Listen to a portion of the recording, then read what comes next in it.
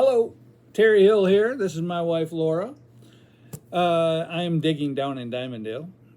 Can't do much digging right now because the ground is frozen, but I can still dig for the beautiful stories that our pioneers left us. Today is Digging Down in Dimondale number 44. Windsor Township's MVPs, Most Valuable Pioneers. Today we're going to be telling you about George D. Pray. He lived from 1843 to 1895. Elizabeth Libby Mary Winslow Pray lived from 1852 to 1932. Now, I am simply amazed at the contributions made to Windsor Township by the Pray family.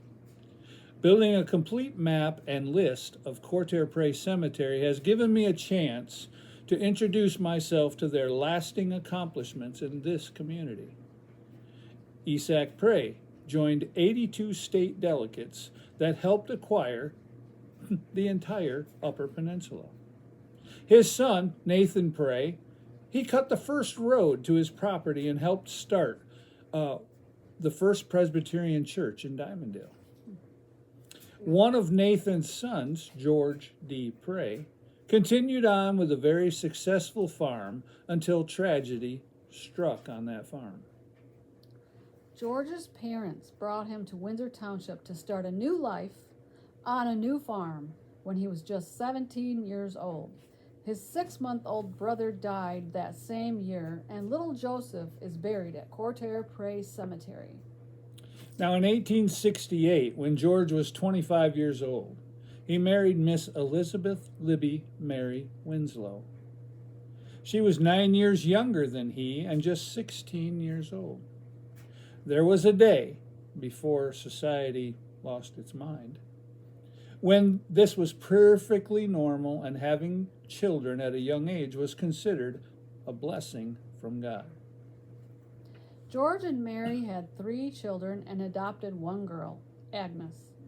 They even had an 18-year-old live-in housekeeper named Emily McKinney. Their children were Anna, Murda, George F., and Agnes, who was adopted. Now, George and Mary were a great team.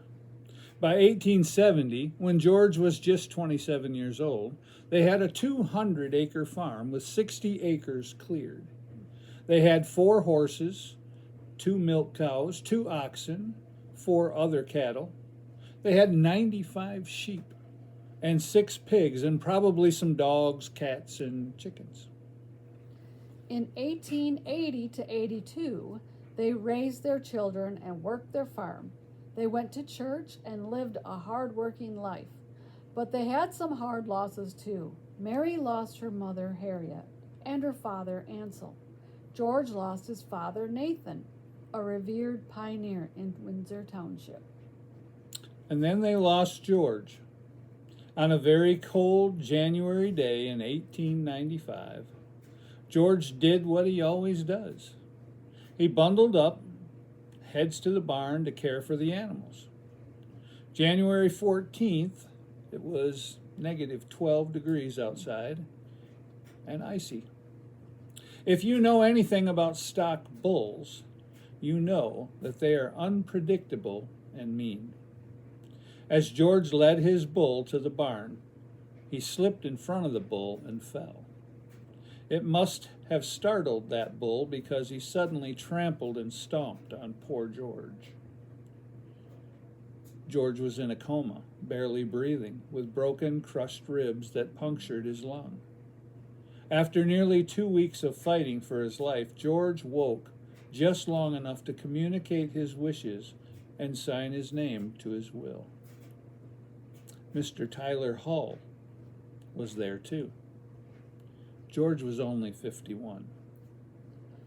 20 years later, the 1913 land map shows the land was now in the ownership of G.A. Wilson, George's daughter, Anna's husband. Yes. George's wife, Elizabeth, or sometimes called Libby and sometimes called Mary, as she's gone by all 3 names, lived 37 more years. She never remarried. Her and their children ran that farm.